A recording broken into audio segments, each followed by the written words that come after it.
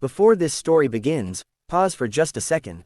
If you believe kindness still exists in this world, if quiet moments can change loud lives, tap like, subscribe to the channel, and stay with me until the very end, because what happens in the last moments of this story brought an entire room to tears, and it might just change how you see people forever.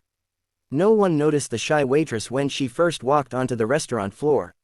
She moved carefully, as if trying not to disturb the air around her, her shoulders slightly hunched, her eyes always checking whether she was in the way. Her name was Lily, and she worked evening shifts at a small but elegant restaurant tucked between glass towers and luxury offices. The kind of place where billionaires came to eat quietly, where power dressed in tailored suits and spoke in low confident voices. Lily didn't belong to that world, but she served it with gentle patience. Lily rarely spoke unless spoken to. Not because she had nothing to say, but because life had taught her that silence was safer. She had grown up with a deaf grandmother who raised her after her parents passed away, and sign language had been her first real language. Words spoken out loud always felt clumsy compared to the honesty of hands and expressions. Signing felt like breathing, natural, true. One night, the restaurant manager whispered urgently that a very important guest had arrived. A billionaire tech CEO named Alexander Reed had booked a private table. He was known across the city, brilliant, cold, untouchable. But tonight, he wasn't alone. With him was his elderly mother, Eleanor Reed, who was completely deaf. The other waitstaff froze. No one knew sign language. The manager's face tightened with stress as he looked around, until his eyes landed on Lily. "You," he said sharply, "can you handle their table?"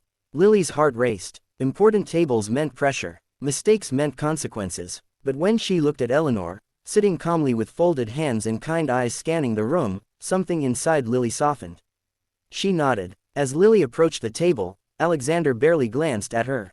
His attention was fixed on his phone, his posture rigid, guarded. Eleanor, however, noticed Lily immediately. When Lily smiled and gently signed, "Good evening. Welcome," Eleanor's eyes widened. Her face lit up with surprise, then relief, then joy. She signed back quickly, her hands trembling slightly with emotion. "You sign," Eleanor said.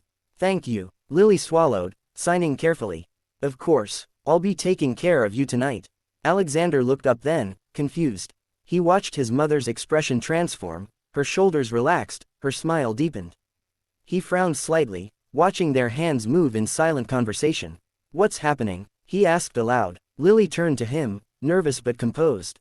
"Your mother is deaf. I'm signing with her." For the first time, something cracked in Alexander's expression. Just a flicker. He nodded slowly and went back to his phone, but he was listening now. As the night went on, Lily didn't just take orders. She listened. Eleanor told her stories about loneliness, about attending events where no one bothered to communicate with her, about being present but invisible. Lily listened with her whole body, responding with warmth and respect. She laughed at Eleanor's jokes, signed back memories of her grandmother, shared how silence didn't mean emptiness. Alexander watched from across the table, his food growing cold. He had spent his entire life providing for his mother in every way except the one that mattered most. He built her mansions, hired caretakers, bought her art and jewels, but he never learned her language. Somewhere along the way, he convinced himself that love was measured in protection and provision, not presence.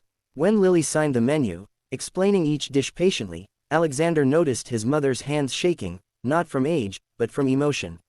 She hadn't had this kind of conversation in years. Halfway through the meal, Eleanor touched Lily's wrist gently and signed something longer, slower. Lily's eyes filled with tears as she translated out loud, hesitating before speaking. She says this is the first dinner in a long time where she feels heard." The restaurant seemed to go quiet.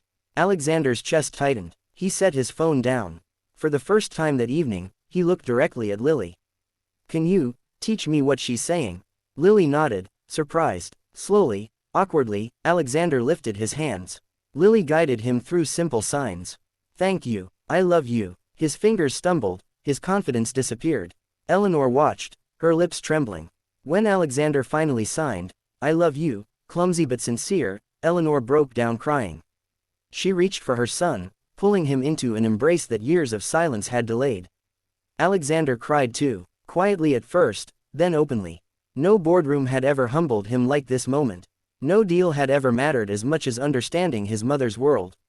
Other diners noticed. Staff paused. Some wiped their eyes. A shy waitress had done what billions of dollars could not. When they left, Alexander stopped Lily. His voice shook. "You didn't just serve dinner," he said. "You gave me my mother back." Weeks later, Lily was called into the office. She feared she had done something wrong. Instead, she was handed a letter.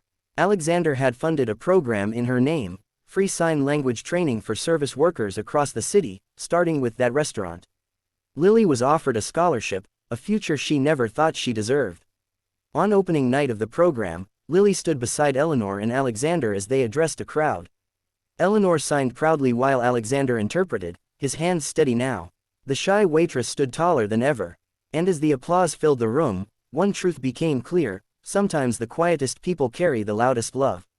If this story moved you, don't forget to like, subscribe, and share. Because you never know whose silence you might help break next.